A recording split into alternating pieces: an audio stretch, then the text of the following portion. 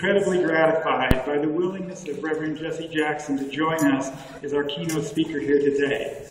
Reverend Jackson was actually at the side of Dr. Martin Luther King through many of his events.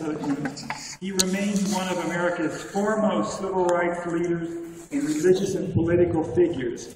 So we are particularly honored to have him here today. I got to spend some time with him last night, and I can tell you, you are in for a treat. He is an amazing, great man. Actually, in January of 1961, now most of you students can't even relate to that date, I know. There was no Twitter in 1961. We were very fortunate to have Dr. Martin Luther King Jr. here at the University of Utah for a convocation, where he was the keynote speaker, and there were about 2,000 present. Those who were here to hear him at that time later described his message as transformational. He spoke about segregation and equality during what was unfortunately his only visit to the state. One of my favorite quotes from Dr. King goes like this: "I have the audacity to believe that peoples everywhere can have 3 meals a day for their bodies, education and culture for their minds, and dignity, equality, and freedom for their spirits. The University of Utah is deeply committed to those values as well, and we are proud of our legacy."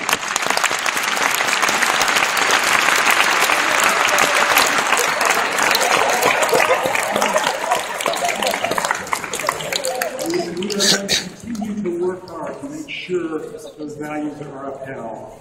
When I look out at all of you, and it's great to see you in the way I can standing up here, I can completely believe that we can walk together, in the words of Dr. King, quote, "ahead with audacious faith in the future." Now let me introduce Dr. Octavio Villapando, Associate Vice President for Equity and Diversity here at the U, and he will introduce our speaker. Octavio?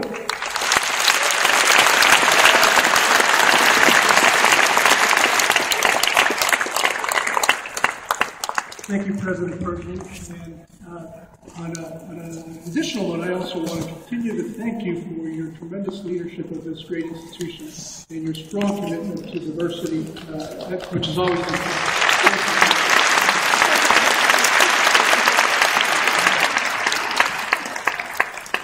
Good afternoon. In 1962, the year after Reverend King visited the campus, he visited Washington, D.C. and delivered his famous "I Have a Dream" speech. That same year, we were celebrating the 100th anniversary of the Emancipation Proclamation. And Dr. King would go on to lead us down that long road to the Promised Land. Today, some 50 years later, it's clear that we've made some progress down that long road to the Promised Land, as partially evidenced by President Obama's inauguration to a second term this week.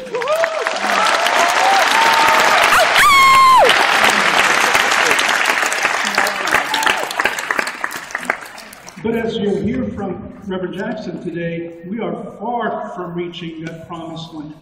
We are far from becoming the post-racial society that many want to believe we live in today. So it is very fitting that as we commemorate Dr. King's legacy here at the University of Utah, we do so by being honored with the presence of a great American patriot, a living historical figure, and an internationally renowned civil rights leader. Reverend Jackson's visit today is particularly special for me. I met Reverend Jackson some 30 years ago as I was finishing my undergraduate degree in Southern California. And my task was to greet Reverend Jackson and to escort him to an assembly of students where he would talk to the students about his recently announced presidential campaign, the first presidential campaign. This was 27 years before President Obama announced this campaign.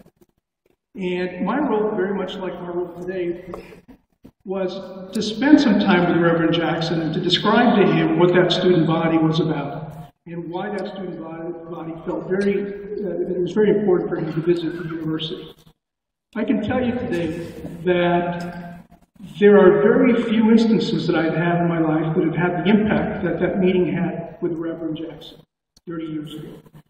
My hope is that his visit to the University of Utah will have the same kind of impact with our youth, with our college students, and with at least 2,000 elementary school students who are visiting here from their schools today.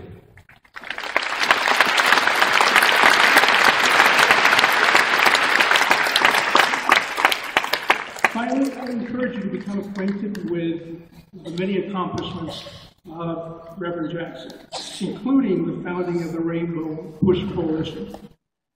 His receipt of over 40 doctoral degrees, honorary doctoral degrees from universities like Yale, Princeton, Harvard, Columbia, Stanford, Howard, and others.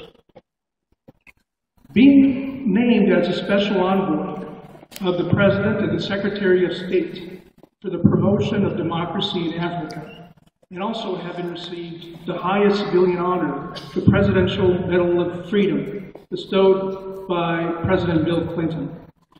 But despite all of his successes, when he is asked by the media, what is he most proud of? He points to his parents. Parents who were a janitor, a maid, and a beautician. And he says, they helped me become the force that I am today with the help of Jesus Christ.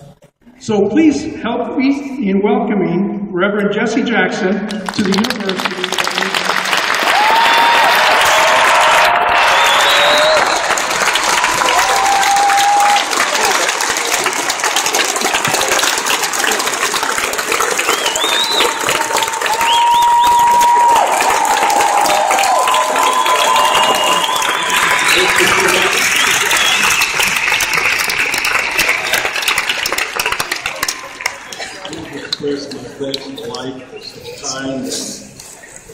Generous introduction for having the opportunity to spend with you this last snowy, slippery, slidey day for the joy to be back in Utah again.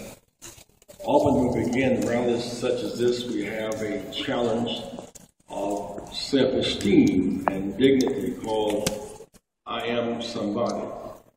Because if people lose their sense of self-worth, this sense of somebodyness, then nothing else really matters. You must know against all odds that you belong, that you are God's child, and there's within you infinite strength to rise to higher heights. And so, one day after Dr. King had been killed in Memphis, Tennessee, there's up a place in Washington called Resurrection City, a kind of makeshift city to put the focus on poverty and disease and unemployment. And Dr. King had been killed April 4th, and Robert Kennedy killed June the 5th. And there was despair abounding all over the place. And I was asked to be the mayor of Resurrection City. I was standing in the back of the truck that morning, and it was raining, and it was muddy, and most men had left the camp, and we did not know what to do. They were looking up to me to ask me to help them. I was the leader, give them something. I had no money to give them, no bus fare for them to go back home. I had no thing, no stuff to give them. I read books some years ago about Dr. Howard Thurman called Jesus and the Disinherited. He said, when we're reduced to our irreducible essence, and nothing else is left, we stand naked against the world, we're still somebody. We still matter. I want you to know, Utah, you matter. Put your hands together, you matter.